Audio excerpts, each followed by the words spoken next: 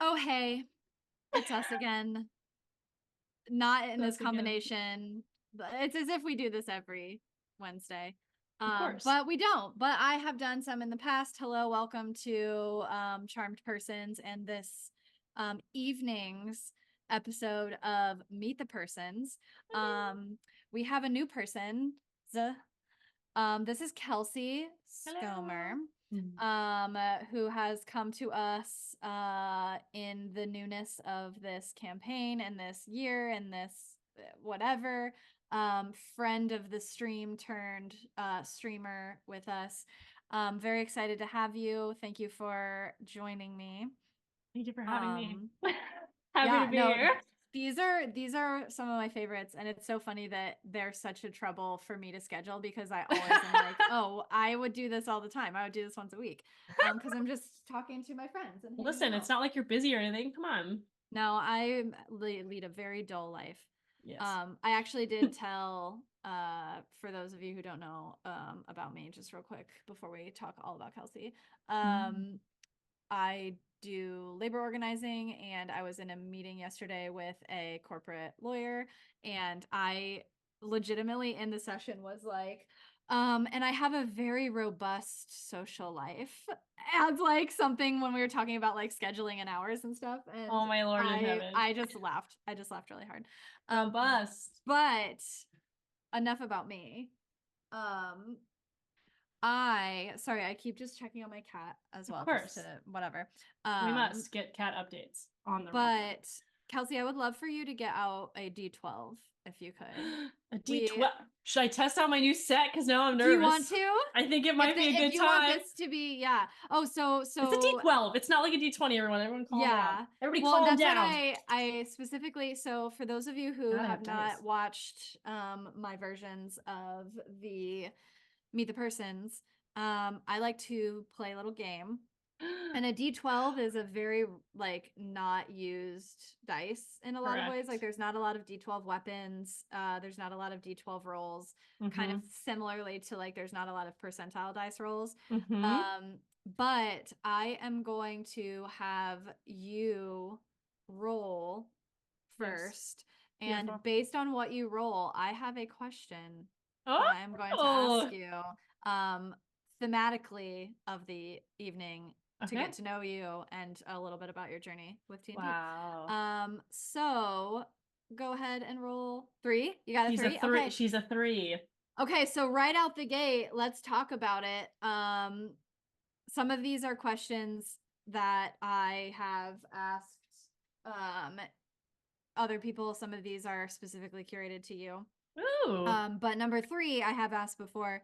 Uh, to your recollection, what is the most awkward scene that you have ever had to RP or Oh, that has been RP'd I know in this a game that immediately. you've played? I know this immediately. So I had it was actually really cute as well. Is that okay? Is it like awkward and Yeah, cute? yeah, awkward. Anything that's just like it's like, Yes. oh, yeah. So I had my character that I played the longest, Luna Hornraven. She was a divination wizard, winter elf, and in this particular DM's lore, the winter elves were very separate from the rest of the continent, very intellectually focused. So she Mhm. was like my attempt at logic only, no emotion, Uh-huh. like learning to love, right?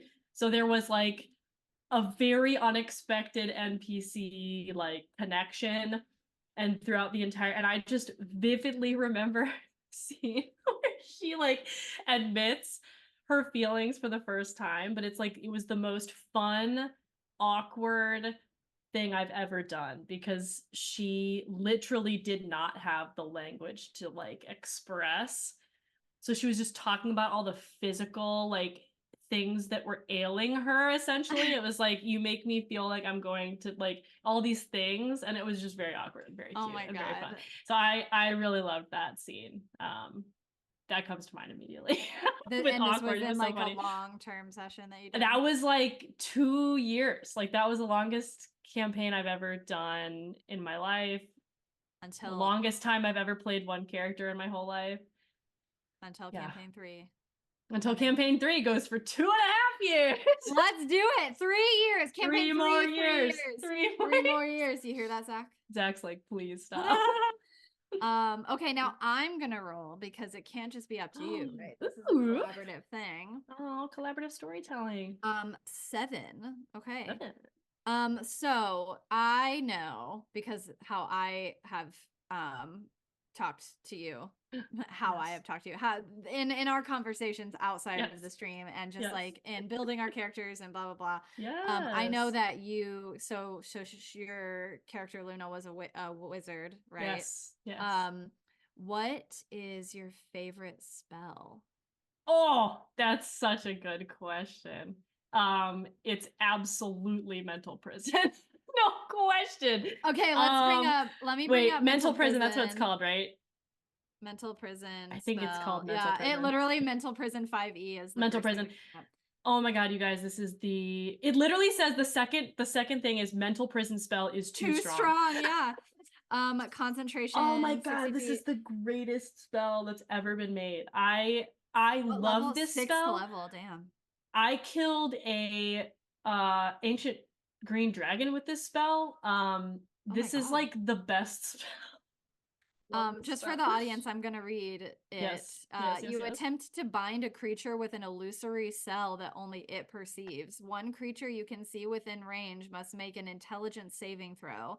The target succeeds automatically if it is immune to being charmed. On a successful save, the target takes 5d10 psychic damage and the spell ends. That's just the first part. Jesus. On a failed save, the target takes 5d10 psychic damage, and you make the area immediately around the target space appear dangerous to it in some way. You might cause the target to perceive itself as being surrounded by fire, floating razors, or hideous mauls with dripping teeth. Whatever form the illusion takes, the target can't see or hear anything beyond it and is restrained for the spell's duration. This is the best part. Oh my god. If the target is moved out of the illusion, makes a melee attack through it, or reaches any part of its body through it, the target takes 10d10 psychic damage and the spell ends. And that's on top of the 5d10 they already took when they go into the prison. No, that's 2. So if they either take 5d10 and the spell ends, so minimum you're giving them 5d10. Even if they save, they take 5d10 psychic damage. Can we roll 5d10 really quickly? This is a very interactive. Can you roll a 5d? Do you have 5d10s? I even have? I do. I have 2 d10s. Here. Is it d10? Yeah. This is a d10. This is a d10. This is a d10. 17. I want to see how much damage we would do. This is that's 25 right there from my 5d10s. You did 25? Mm-hmm. Okay. I'm gonna just somebody once shamed me for using the percentile d10s as d10s as well, and that's what I only have them. I'm not. That's no shame. That's just using your resources. I did 12, 22, 27, 28, 29, 30. Oh yeah, so you got even more than me. Yeah, so it's crazy. like, I mean, it's an unbelievable amount of damage. And the best part is like, oh my god, I was so scary. I was like, I've never been so, it was so fun. Yeah. To do that spell in RP because she was like so powerful. And it was like, immediately around it. I think her or the manifestation of the spell for her was like these suspended shards of ice, like icicles almost, that were just completely surrounding, like pointed at the person. Oh my god, so good. It was so good. Also, I lied, I didn't kill the green dragon with that was Mind Spike, but that's another great spell. Still a great spell. But this one had such good, so good. Mental prison. Those higher level, like sorcerer, warlock, wizard spells are insane. Because you're like, squishy for so long, but if you stick it out, Oh, it's which so makes good. sense. Okay, I gotta make sure I mark off which ones we've done because I did not once and it was wild. Okay, roll that d12 for me. Boom, that's a 1, baby. Ooh, in this case, that's good because this is your origin story. Oh. What first got you into D&D? How did you get from the beginning to this? So I feel like there are 3-year campaign. 3 main phases to my origin story, if you will. 3 chapters, maybe we say. So chapter 1 was in college. I played Lost Mines of Phandelver, and I was thinking about it today because I knew that this was gonna be a question, and I was like, I feel like it was only 1 session. Like, I don't even think we did more than just the one, but like it was in person with the map, with the books, with the dice, and I played at least 1 session. I can't remember if it was more. I'm pretty sure it was just the one, but it was like 1 session of Lost Mines of Phandelver. And I was hooked immediately. Like, I tried to read the entire player's handbook. Like, the PDFs were all available to me, so I like started reading the Dungeon Master's Guide. I was like, this is the coolest thing that's ever existed. But then college got super busy, and I moved back to Chicago, and I actually ended up, my second chapter was actually Pathfinder, so it was not D&D. Okay. But I connected up back with a friend from high school who was leading a Pathfinder campaign, also in person, every week. So we would go and play. And let me tell you, Pathfinder, like, have you ever played Pathfinder? No. Don't. I've heard that. Well, do you like math? I hate it. Then don't. Yeah, so hard. I don't play D&D for the maths. It is so hard. It's like D&D 3.5 on steroids. It's like so crazy hard. But it was really fun to try and get like into the weeds on character development. You can do so much because these character sheets are so intense. And then my third chapter, kind of final launch into the full like D&D is now my identity, was the pandemic, which I'm sure for many folks it was the same. But it was like I got onto TikTok and I started making D&D TikToks, and then I met this whole community of people that then were making content together, and then they formed a Discord, and then I met my DM who was actually in Scotland.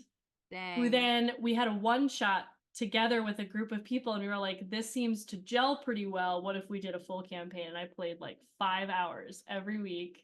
Oh my God. For 2 years. It was crazy. It was so much time. With like, a DM in Scotland. With a DM in Scotland.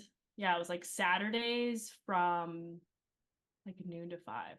I'm going to say it then. There is no excuse if you can't get together to do your D&D group. Yeah, now what I will say is that was a lot of time. And like I did step away from that group like 1.5 years, I feel like ago at this point, because it was like too much to do. Kind of because when life comes back, it's like Saturdays. I need my Saturdays. But it was so fun. And that was like, now D&D is my identity. So D&D. D&D. Yeah. I love baby. that. That's my origin story. So many phases. I would play Pathfinder again, but only with people that I like. We'll let you do that. We won't do that. Yeah, no, I won't. I don't recommend it. Else. Also, I love that TikTok was a part of your. Yeah, like what? Origin. And I don't even have social media anymore. Like I'm not a social media person, but it was like the best creative outlet in a time when obviously we were like completely shut down, locked down, not leaving my house. And I have friends from that group still now, like that I've met in person, like are great people, and I'm like, oh, my buddies, my TikTok friends, TikTok buddies. Okay, well, number 8, specifically for you, because you have done a lot of different RPGs, and you are constantly bringing new RPGs to us as charmed persons. Yes. Most recently with Morgoths or Visigoths. Oh, Visigoths versus Morgoths. Yes. It doesn't have to be for charmed persons. But what is one of your favorite RPGs that you would love to play with charmed persons, or that you've played? Sleepaway. Hands down. Sleepaway. That's right. Sleepaway is the one that I'm dying to do with you guys, but I almost feel like it's a Day of D&D thing, because in person it would be so much fun, because it's made to be in person. The whole premise is that you are a group of camp counselors that are returning for the summer, like you do every year, to camp. But you have probably been to the camp, like you build your backstories together, you build the camp together, you're supposed to make a map of all the places and where they are.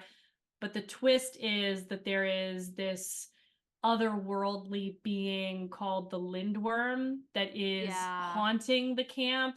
And it's actually it gets really dark, like it gets really deep, very emotional. I feel like this RP heavy group that, like, if you like The Remains, I think you'd love Okay. You'd love Sleepaway because it's so emotionally driven. It's very, very the like mechanics of building the character backstories is so well written and very inclusive, which I love about Yeah. TTRPGs more broadly. Uh-huh. They have some amazing mechanics to teach inclusivity in Mm-hmm. RPG gaming. So that's the one, hands down. I just, oh god, it'd be so good. And we could Have do it you remotely, but mm, it would be best. It would be best live. I was gonna say, have you put that in the hat for this year's Day of D&D? I am now. Yeah, I was gonna say, Zach. I am now. That could be the evening event. That would be so fun. I It would remember be. you telling us about that, and I think that would be sick. Because it says, like, play this around a freaking campfire. Like, play it Yeah. at night. Like, there's a whole element of, like, drawing a deck of cards with your eyes closed because everybody takes a turn pulling the action of the Lindworm so that it's, like, it's insane. Oh, It's so, oh, it would be so good. It would be I so want to good. do it. I want to do it. I want to do it. Okay, roll that dice. Roll that dice. 10. All right, we haven't re-rolled, I don't think, yet. Yeah, we're doing good. It's toward the end where we start. Yeah, Okay, speaking of RPGs, speaking of the remains, yes. we all know that we love living in these worlds that are already created. I know for me specifically, I have a hard time like creating worlds, but I love living in worlds. So for you, is there a video game or a movie or a book or some sort of media that you would love to see turned into an RPG that you could either No, play or that's run? so good. I should have thought of that one in advance. A video We can come game. back to it too. You can nose goes and think about it, and I then we can kind of come want back to, if to I it. could just like pull up my Steam really quick and just Yeah. glance Oh my God, through. please. Please. LOL, I what love if I it. said Baldur's Gate? Wait a minute, you know what Uh-huh. would be insane? Okay, so I feel like there's a lot of potential with, so the Visigoths versus Mongoths experience was so fun. So Oh fun. my And God. I would actually love to see a Lethal Company somehow, Lethal Company TTRPG. I don't even Oh know my how it would happen. God. Yeah, it would You be would like, I feel like have, it would be like a board game too. You would have to like go yeah, and like, like collect the yes, map and would be, yes, there yes. would be something with map mechanics, but I feel like it would almost be like the most chaotic uh roll. It's like it would all be chance based, so I feel like it could Yeah. be everyone rolling for encounters throughout the map. Maybe Yeah. it's almost to make we play Betrayal at House on the Hill, that board game where you're I'm building the map familiar. as you Yeah. go. Something similar to that. I don't know, that could be really fun. I think that'd be so stupid. Oh, and then like different tiered moons have different like you can build Yes. slower But or imagine if faster. you had like this weird quirky backstory to put on top of it all, Oh and my then you would God. have like almost like mini-sodes between your sessions of the moons to like Yeah. establish relationships and decide what your That character would do, and that would be really cool. Uh-oh. I keep saying Zach and like looking because he's producing this stream right He's now, and so here. he's like kind of here, but I Maybe I'll take a stab at it. I don't think I've written D&D campaigns and one-shots, but yeah. I've never written a TTRPG with Oh my gosh. rules, so that would be a good one to Wow. give a shot. Absolutely. So Okay, well now I'm chaotic. not gonna stop thinking about that. I love I love watching y'all play. I think Lethal It's so Company is dumb. my I love favorite. it. I did watch Zach's stream the other day with Helldivers, Helldivers. and I was like, cool, these are bugs and it's a shooty game. Yep. I like My Lethal brother was Company. really into Helldivers right now, and I was like, "Oh, Zach, want to go?" So I got to find a time to watch Zach play Helldivers because I've never It's seen it fun. It's played, still and I fun. would watch Zach play Helldivers. I'm there for the chat, A thousand mostly. percent. I'm there to bother them while they try to save the world. 1,000%. Best part Okay. of chat. Let me roll for you. Oh, 9. Okay. We continue the streak. I know, we have not. Wow. There has been no repeats, and it's what? It's not even 30 minutes in. Woo. Okay. You are a player of RPGs. You are a runner of RPGs. Which do you prefer? I prefer playing because the reason I'll tell you exactly why the reason is I love surprises. Yeah. I love Yeah. them. I love Yeah. surprises. I think DMing is so hard. It's so rewarding. I want to get better at it. I want to keep practicing it, but God, I love being surprised. And I feel like as a DM, you're surprised by what your players do, but to a certain extent, you always know where you have to lead them to in the end. Mhm. So there's a lack of true, like, there's just a different kind of surprise, I guess. So I love Yeah. the surprise when I'm like, what? Or like someone says something, I'm like, and I have to really Mhm. react like in character, truly and honestly, like not to an nth degree or not to a final goal. There's something really special about that. So I think I prefer playing, but I really want to get better at DMing because I see a lot of opportunity for me to push at different things and practice more. So It absolutely. is really so tough. And like I love having the where we're at in Charm Persons right now because there are so many people running games. And It's so we do get to awesome. It's so see, great. yeah, we get to see Yes. different styles, right? Like Hmm. Matt is different from Eric, who's different from Zach, who's different from you, who's different from JMO. From Like I'm you. pretty sure like Yep. all of it from, yeah, from me. Hmm. And but it is so hard. I feel so much success as a player Oh, after yes. every session, but it is so hard to Yes. find my definition of success or like the definition of success. Like I have never needed validation more than As when a I am DM, yeah. running a DM and I'm like, hey, is everybody having fun? I leave the session, I'm like, Yeah. oh god, they hated And it, like didn't they? I think we do a really good job of like afterwards being like, oh my God, that was so fucking fun. Oh Which my God. is Like so and in nice. our Yes, Discord, yes, like yes. Hyping immediately it we're like, okay, up. so Oh next my week. god, yeah. But it is Yeah. really like hard in myself to be like, was that a good session?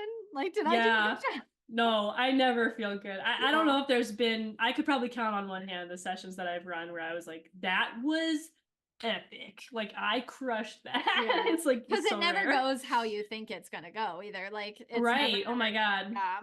Yeah, it's so true. And there's always something you could have done too, which is the thing that Oh, really kills me or is you like, wish God, they got to. yeah, or You're I like, wish I wrote down, like, ugh, Jesus, the amount of times that I'm like, oh, that could have been yeah, so good if I would have just remembered 2 sessions ago that they said that 5 sessions ago. yeah. But it is what it is. Oh God. It is what That, it is. yeah, definitely the like callbacks and stuff. Yeah, for The sure. world. Okay. Oh, oh, me, my turn. It's you. It's all you. No, I re-rolled a 10. 5? We haven't done five. All right. One reroll so far. Okay, so you like playing. Yes. I can relate. I can relate.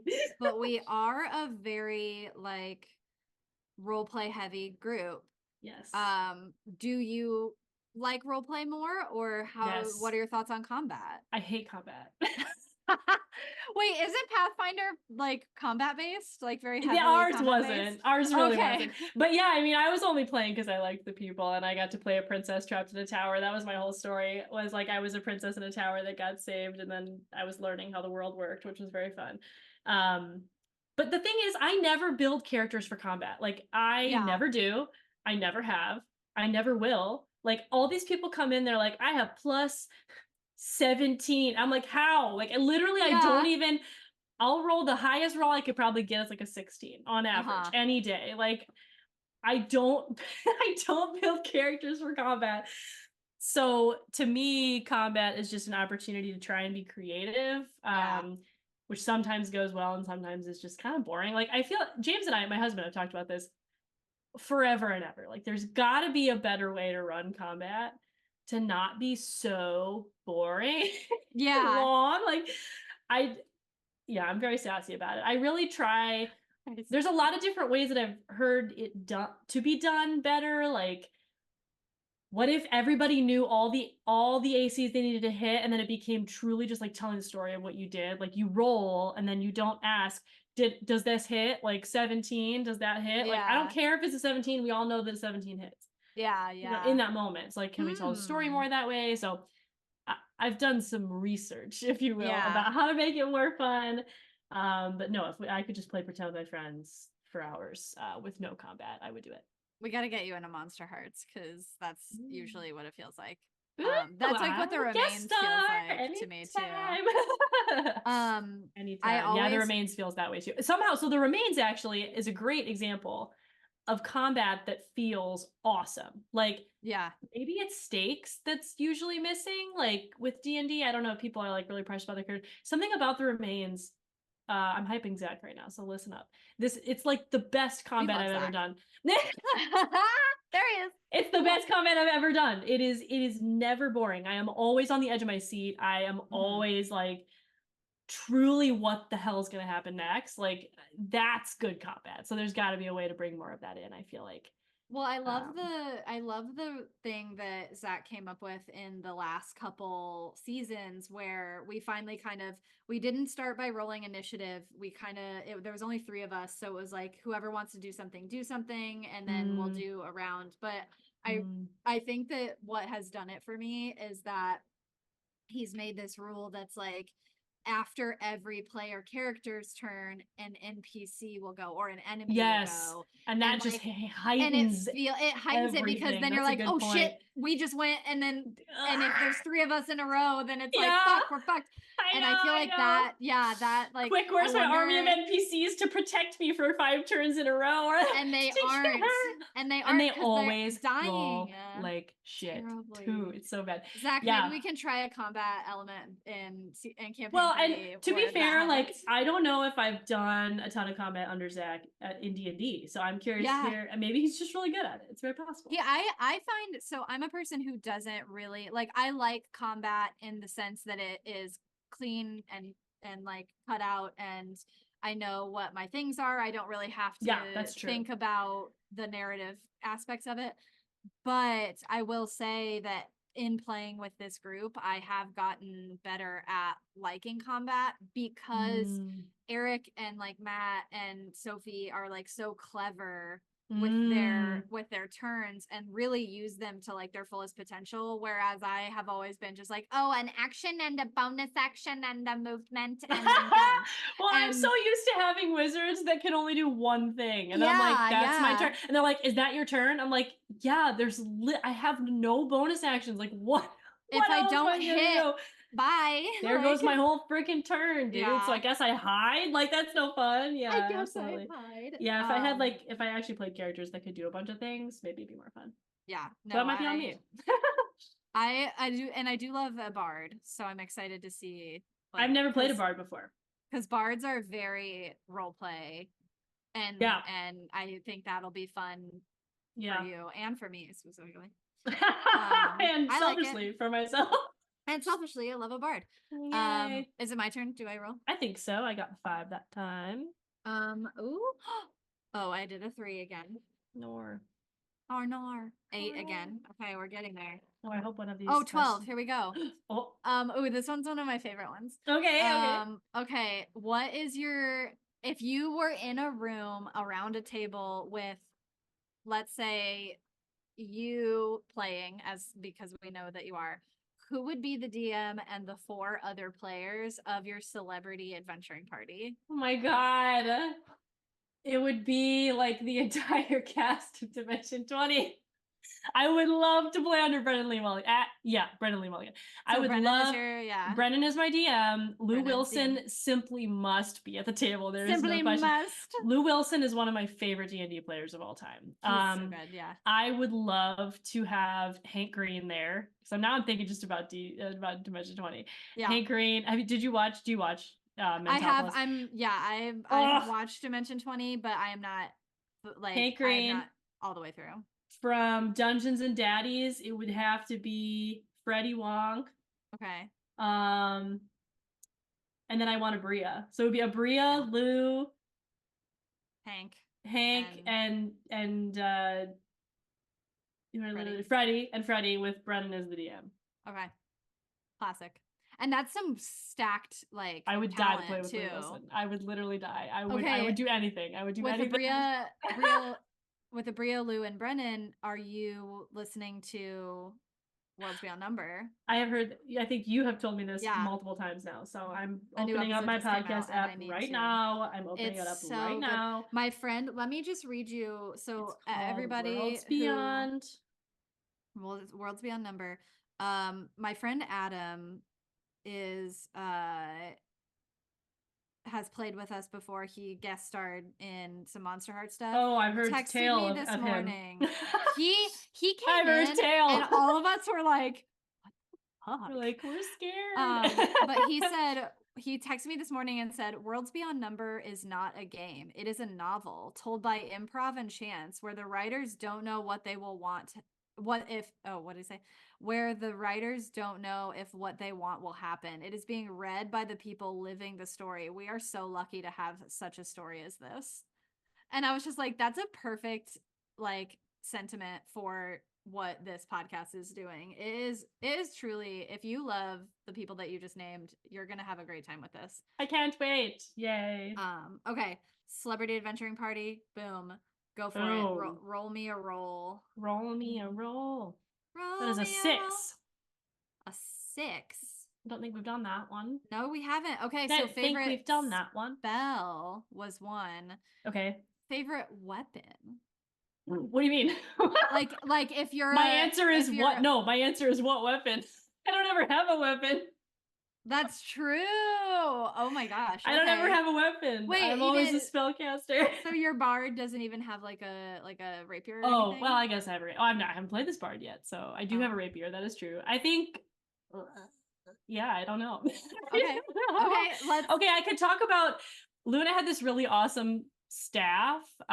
It was called the Staff of Many Pages. It was a homebrew item because she was also a scion of a god. It was this whole thing, but it was called the Staff of Many Pages, and it was literally just like made of these old parchment paper, and then it had a stand on the top where you could put a book in it. Yeah. And it had all these really cool magical powers. So that was the equivalent of a weapon. I love that staff. Okay, that counts. Honestly, perfect. So you've had a weapon. I have had a weapon.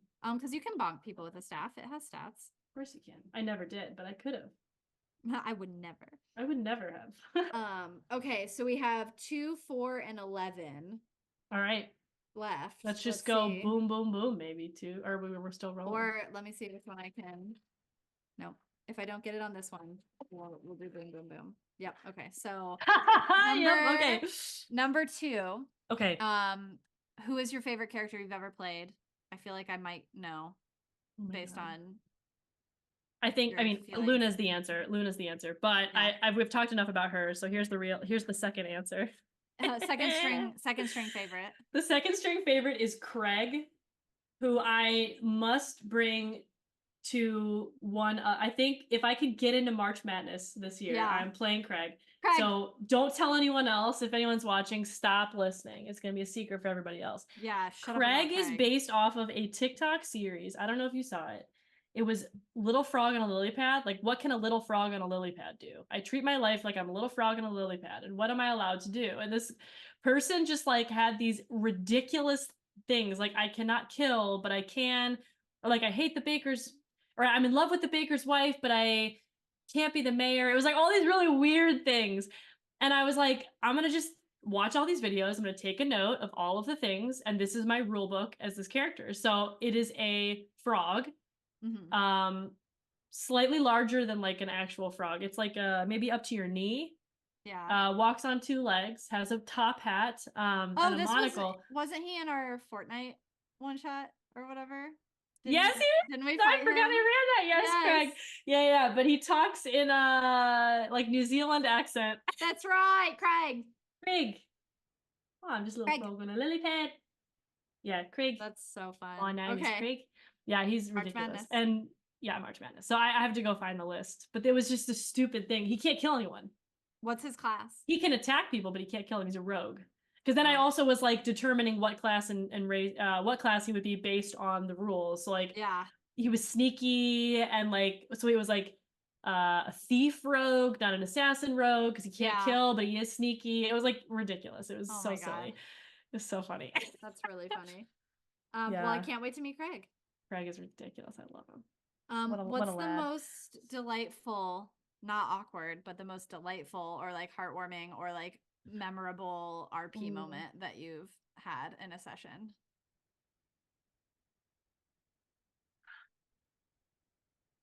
So I was thinking about this earlier too, and I'm going with memorable, and this was actually in the remains. I'm not even gonna remember my freaking character's name, but it was the one that you were in it too. We were is it Teddy? Your brother was, what was that whole thing? Morgan's brother Oh, was named Theodore. Teddy. So yeah, it was. Oh, you called him Ted. Yeah. Yeah, and they Oh. like best friends. Thank you, Jessica. I was like Jesse. So it was Jesse, and when he died. Um, Oh. that was like the most shocking, B legitimately emotional moment I've ever had in RP ever. And that was such an interesting relationship because they like weren't in love, No. Yeah. but they Because I remember were. we were alluding to it. We were like, Yeah, everybody thought they were and they weren't, but then they were. Like they were and they weren't all at the same time. It was like yeah. a deep love, but it wasn't necessarily the classic romance that everyone expected. So it was just like the build up to that and then that moment, like that scene between the two of them as he was dying because he had like, saved her life was Yeah. like, oh my God. Yeah. I cried real tears. that real whole tears. season with you Oh, and Blue Valley, like I would go back to Blue Valley any moment. I would absolutely. That was insane. That Ugh, was so awesome. damn. We really So good. like to fuck ourselves up, huh? We really do. Well, that's why I always joke with my friends. I'm like, and everything's too calm and good. So now it's time to add the drama. Yep. Just a little sprinkle. And then last but not least, this is really funny that you said the words that you made D&D your personality. But if you had to pick one other board game or RPG or even other content, like whether it's a video game or a book or a movie or a series, to make your entire personality, who is Kelsey as a content? The video game Unpacking. Unpacking? Mm-hmm. What is this video game? It is. Yeah, actually, you would love it, Angie. You have to play it. It's so good. So it's simple. It's you're literally the whole premise is you are unpacking boxes of your items in different stages of your life. Okay. But the amount of story that can be told without a single word, a single line of dialogue, it's simply the items you're taking out of the boxes and the space you're putting them into. It is cozy, it is emotional, it is beautiful, it is simple. I played it a bunch of times, and also I am very highly organized. I love putting things in their place, like having a place to put things. Yeah. So that's absolutely a game that just feels I'm writing that down. Feels like me. It's so fun, and it's not super long. Yeah. If somebody streams it, please let me know because I would die to watch somebody else play it. It's so good. And it's a video game. It is a video game. I would literally buy it for you. Okay. It is like probably $10, $12. I might have to watch the trailer and then I'll let you know. Oh, it's so good. Well, Kelsey, thank you for being here this Thank evening. you for having me. Oh, this was so fun. Such good questions. You all know now one of our newer charmed peoples, Kelsey Skomer. You can catch her in the upcoming campaign 3, on her Sunday! first long campaign with us starting on Sunday. Yeah, 3-3. I'm so excited to be in a long-term campaign again. I cannot wait. I cannot wait to think about this all the time. It's going to be fun. This is going to be a really good one, y'all. So if you're just tuning in and you haven't watched us before, it's a good time to start. We have a lot of fun. We can't wait to see what happens. We can't wait to live in this world and play in this world. I can't wait to see what happens. Thank you for watching. I didn't say this at the top because of who I am as a person. But we do have Monster Hearts tomorrow, so tune in for that. It's session 13. Yes, lucky number 13. Lucky number 13. Ooh. And it will be live. We will be around a table. We will be playing hopefully y'all can hear us and see us, but we'll see. I'll tune in. I'll be watching. Yeah, hopefully it's gonna be a little experiment. Right from the beginning, so I'll let you know. But exciting, and then join us on Sunday for that start of campaign 3. As always, check out our socials for all of the upcoming details. And that's it. That's all we got for you. Keep an eye out for the next charmed person. And we will see you later. Hey, Kelsey, say bye. Bye.